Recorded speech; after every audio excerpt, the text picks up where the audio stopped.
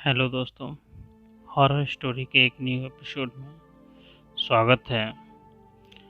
ये स्टोरी है बहुत ही खौफनाक और रोंगटे खड़े कर देने वाली दो भाइयों की। ऐसा घर जो कि कभी जन्नत था और फिर बाद में वो जहन्नुम बन गया। कहानी शुरू कुछ यूं होती है कि दो भाई थे, अब्बा जान थे, माँ थी उसकी, वृद्ध माँ बाप थे और बच्चे बड़े हुए। तो जैसे कि माँ बाप की ख्वाहिश होती है कि बच्चे बड़े होते हैं और धीरे धीरे वो कमाना शुरू करते हैं, तो बच्चों को मजदूरी सिखाई, मजदूरी से कुछ पेट भरते लाते। बाप बीमार होता है और धीरे धीरे टाइम गुजरता है, बंदोबस्त करता है दवाइयों का बेटा, लेकिन उतना नहीं कर पाता जितना कि करना चाहिए। बाप एक दिन फौत हो जाता है। धीरे धीरे होती है कि माँ भी 1-1.5 साल बाद वहाँ से चल बसती है। उसमें से जो बड़ा भाई था उसकी शादी हुई थी फौरी तौर पर, और वो भी उनकी बीवी थी, घर में रहती है। कमा के लाते थे वो दोनों, जॉब कहना चाहिए कि मजदूरी वगैरह करके घर में जितना ला सकते थे उतना लाते थे, लेकिन खर्चे नहीं चलते थे। अमूमन होता है कि जब खर्चे बढ़ जाएं, कमाई कम हो, झगड़े शुरू हो जाते हैं। सभी घरों का यही है। तो यही था कि खर्चे ज़्यादा थे और कमाई जो थी वो बहुत कम थी। होता है कि धीरे धीरे झगड़ा शुरू होता है और झगड़ा होते होते इतना हो जाता है कि दोनों भाई मिल कर के उस जो बड़े भाई की बीवी थी उसको पीटते हैं कि तू खर्चा क्यों करती है इतना और हम लोग कम लाते हैं, इस तरह से। और एक दिन होता है कि उसके घर वाले आते हैं, दोनों को पीटते हैं कि तुमने हमारी बच्ची पर हाथ हाथ उठाया है, मारा है। तो वो भी कहते हैं कि हम क्या करें, हम इतना कमा पाते हैं लेकिन बच्ची का खर्चा बहुत है, हम नहीं झेल सकते, जो करना है आप करिए। तो वो होता है कि वो उस बच्ची को वहाँ से ले जाते हैं। कोई बेटा बच्चा या फिर ऐसा कोई नहीं हुआ था, शादी हुई थी, थोड़े दिन बाद ही तक झगड़ा शुरू हो गया था। तो ले जाते हैं। अब घर में पूरे में दोनों भाई ही बचते हैं। किसी तरह से वो मजदूरी वगैरह करते, वहाँ से लाते, लेकिन वो उतनी सफिशिएंट नहीं होती थी जिससे कि वो दोनों अपना पेट अपनी मनचाही चीज़ों से भर सकें। ये बहुत बड़ी खूबसूरत बात है कि दुनिया में चाहते ज़्यादा हैं, कमाई कम है। मेहनत भी लोग करते हैं लेकिन मेहनत उस डायरेक्शन में नहीं होती जितना धन अर्जित हो सके। तो ऐसा ही होता है कि वो जितना भी लाते थे उससे अर्जन नहीं हो पा रहा था, तो उनको दिल करता है कि भाई एक दिन मीट खाई जाए। तो उन्होंने कहा कि ठीक है कि देखते हैं। तो गांव के इधर उधर जो आवारा पशु होते हैं तो उनको कभी पकड़ लाते, तो गोश्त बना लेते, खा लेते। खाने के बाद में धीरे धीरे यूं हुआ कि वो जो मजदूरी करते थे वो भी उन्होंने छोड़ दी। फिर उनका मांग के ले आते हैं, कोई कभी देता था, कहीं भी नहीं देता था। लेकिन टाइम ऐसे ही गुजरता रहा। एक वक्त यूं आता है कि वो खाने के लिए उनको कुछ नहीं मिला। 3 दिन हो गए, परेशान थे, बहुत परेशान। तो उन्होंने कहा कि फलाने के यहाँ बकरी है, वो हम लेके आएंगे रात में उठा के और घर बना लेंगे। तो ऐसे ही करते हैं। उन्होंने तय किया कि बकरी को उठा के रात में लाएंगे और रात में ही बना बनू के हम चख के खाएंगे। तो वो उठा लाते हैं बकरी का एक बच्चा और वहाँ से उसको ज़िबा करते हैं और वो उसको खाते हैं। खाने के बाद में भूख मिट जाती है। फिर 2-4 दिन ऐसे ही अपना घूमते हैं इधर उधर, कुछ मिलता है नहीं मिलता। फिर उन्होंने कहा कि खाने की कैसे जुगाड़ की जाए, क्योंकि पेट तो ऐसी चीज़ है, उसे कुछ न कुछ तो चाहिए। उसने उन्होंने दोनों ने विचार किया बैठ के कि ऐसा करते हैं कि हमें इस तरह से हासिल कुछ नहीं होगा। तो गांव के बगल में कब्रिस्तान था, दूसरा गांव था उसके आगे, तो दो तीन गांव का एक जॉइंट कब्रिस्तान था। उसने कहा कि कभी ना कोई मरता रहता है, तो हम ऐसा क्यों ना करें कि जा कर के जो ताजी मरते हैं लोग उनको निकाल लाया करें और बना के खा लिया करें। विचार किया, ठीक है। तो एक रात उन्होंने पता किया कि इस जगह से दिन में वो निशान बना है कि ये कब्र है और इसमें ताजी मुर्दा गाड़ा गया है, हम इसको उखाड़ करके खाएंगे। तो रात के दरमियान जब सुनसान अंधेरा हो गया, लोग अपने प्यारे को दफना के वहाँ चले जाते थे। चले जाने के बाद में रात के दरमियान वो गए,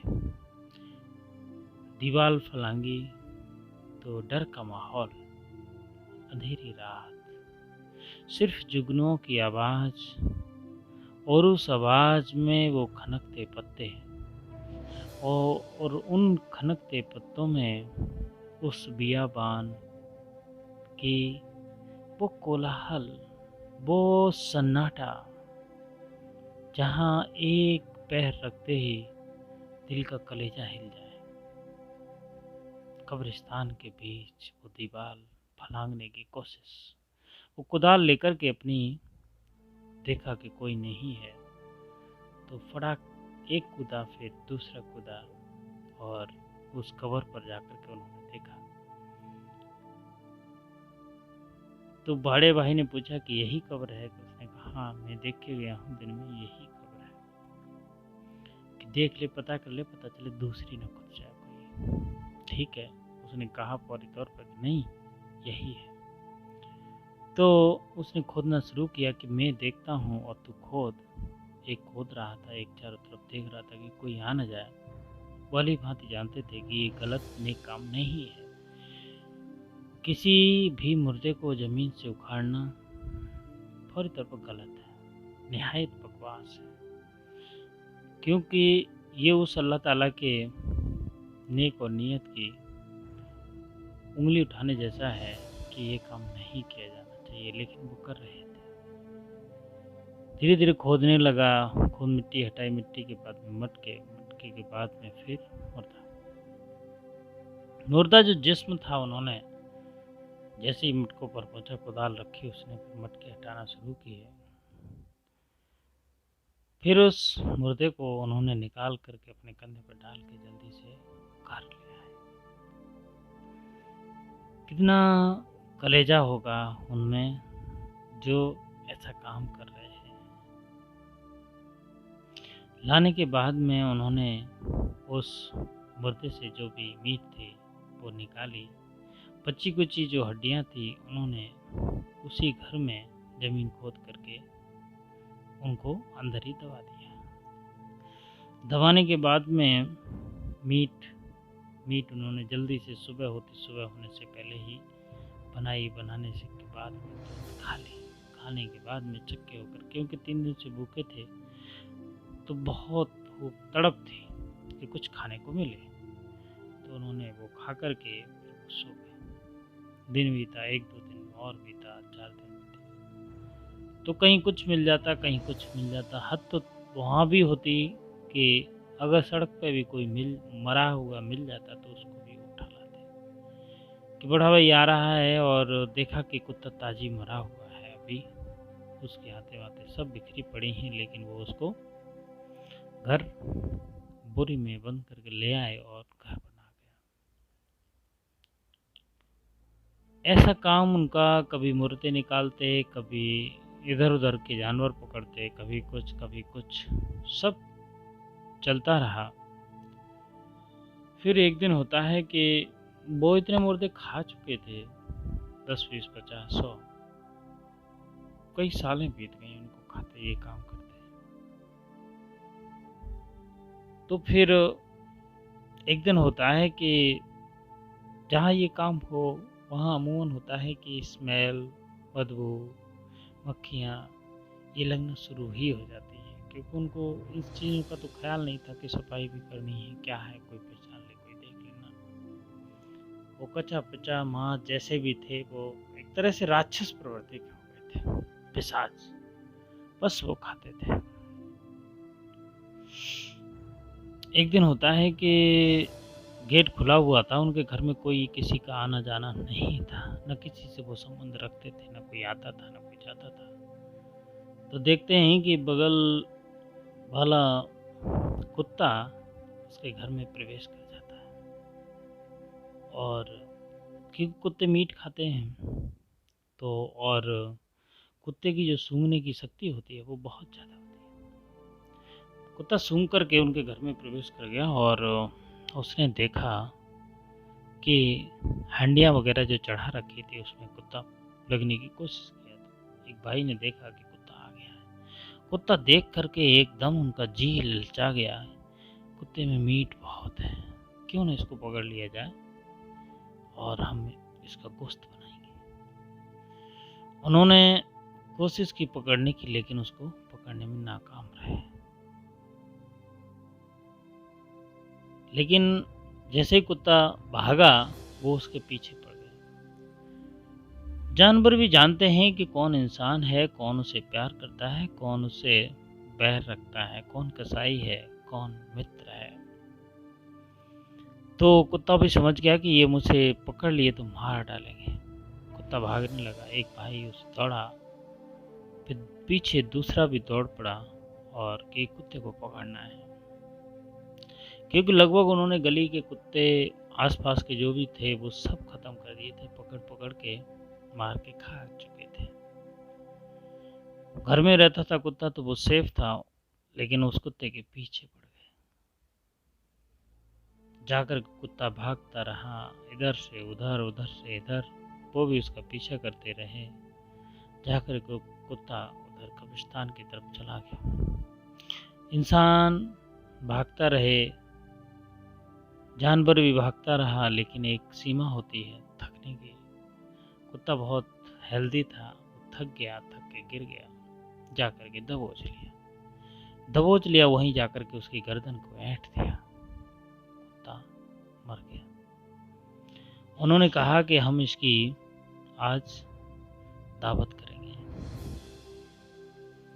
शाम होने में देर थी, तो वो धीरे धीरे वहीं बैठे रहे इधर उधर अपना, कि शाम हो जाए, थोड़ा अंधेरा होते ही हम इस कुत्ते को घर ले जाएंगे और बनाएंगे और खाएंगे। इधर होता क्या है कि पड़ोसी जो थे, उनका कुत्ता गायब था। वो देखने लगे कुत्ता कहाँ गया, किधर गया। तो देखते देखते उस दहलीज पर पहुंचे जहाँ ये काम होता था। तो उन्होंने एकदम घुसे जैसे ही, तो मक्खियों का झुमघट, स्मेल, वो एकदम अजीब हुए कि होता क्या है यहाँ। और उन्होंने जहाँ जहाँ उन्होंने हड्डियाँ गाड़ रखी थी, वहाँ वहाँ सब मक्खियाँ लग रही थी पूरी तरह से। वो समझ गए कि कुछ गंदा काम होता है, अच्छा नहीं होता। वो तो नहीं घुसी। फिर उसने अपना बेटा बुलाया कि देखना क्या है, कुत्ता कहाँ गया अपना, और ये बगल में जो लोग रहते हैं क्या करते हैं, क्या खाते हैं। देखा तो उसके जो डेगचे थे उसमें मीट पकती थी, उसमें बुरी बदबू। मतलब बस उन्हें खाने का शौक था, कैसा मांस है, क्या है, कब मरा है, उससे कोई लेना देना नहीं, सड़ा गला कुछ नहीं मतलब था, बस वो खाते थे। फिर 2 दिन पहले ही उन्होंने एक मुर्दा उखाड़ करके लाए थे, जो उन्हीं के किसी परिवार की डेथ हुई थी, वो दफना के आए थे। और मुर्दा के घर में कोई आना जाना किसी का था नहीं, तो मुर्दे को भी वो अपने यूं ही फौरी तौर पर रख देते थे। चारपाई पे रख रखा था, उसमें से जितना जिस्म काट लेते थे, बना लेते थे, और उसको ढक रखा था उसी कपड़े से। तो